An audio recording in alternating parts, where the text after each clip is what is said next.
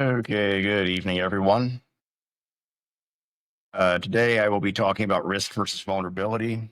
These are two items that are often used interchangeably. I'm doing this presentation on risk versus vulnerability and a few other terms that are important to differentiate. So it's important to understand for doing a risk assessment. So defining risk in cybersecurity, a threat is anything that can exploit a vulnerability and jeopardize information or assets within your organization. A vulnerability is anything that can be exploited by a threat, and the impact is the amount of damage that can be done by one. It is worth noting that users are a vulnerability in themselves that can be exploited with phishing emails, social engineering, misconfigurations, or misuse of equipment.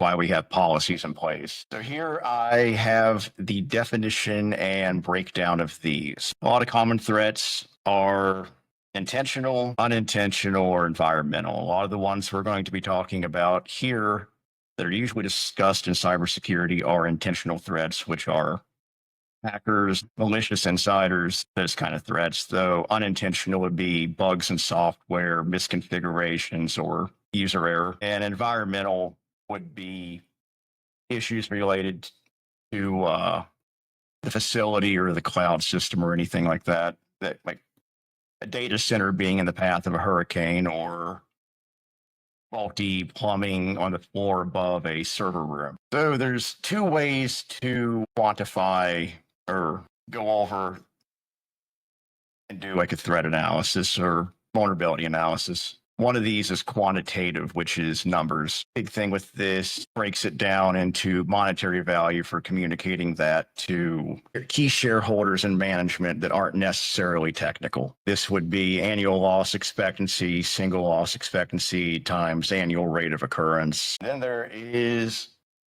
qualitative, which would be breaking things down into easier to understand language, such as this is a high, medium, or a low. And this is what I would usually put in my reports just to get it out there quickly. So breaking vulnerabilities down, there are technical, procedural, and human vulnerabilities. As I mentioned before, a lot of these fall into the category of technical, procedural, or mostly human. There are risk assessment frameworks for going into these, which would be the NIST management RMF, the ISO 31000, or FAIR. And each one of these has a different use case depending on the context that you're trying to convey or the system that you're working with. So risk is threat times vulnerability with impact depending on how you would categorize that. Context matters in doing risk assessments and doing vulnerability analysis. A system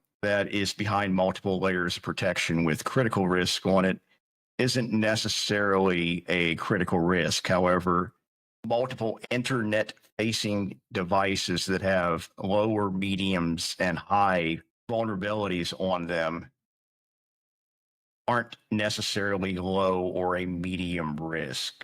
They can be chained together and be much more destructive if they are exploited. One way to think about vulnerability examples would be your house is the organization you're protecting. That's the system. The faulty lock would be the vulnerability, and the burglar would be the threat actor. Practical ways to avoid this within your organization would be vulnerability scanning, maintaining patch management, maintaining employee training, and doing incident response planning. So there's a difference between high vulnerability and high risk. As I mentioned, risk isn't necessarily a vulnerability or a threat. The risk is the combination of the two. As I mentioned, a system behind multiple layers of security isn't necessarily a critical vulnerability or a critical risk, rather, because the likelihood of that system being exploited are low. Whereas lower risk or lower level vulnerabilities could pose a higher risk. Risk can't be completely eliminated. And in managing this, you also have to take into the context of what type of organization you're a part of. If you work for a government organization or healthcare, you're going to have different threats to that organization, which is going to act the risk calculus. So the key takeaways is to understand threats, vulnerabilities, and impacts and how they go into determining how to mitigate and prepare for any kind of exploitations or incidents. And that is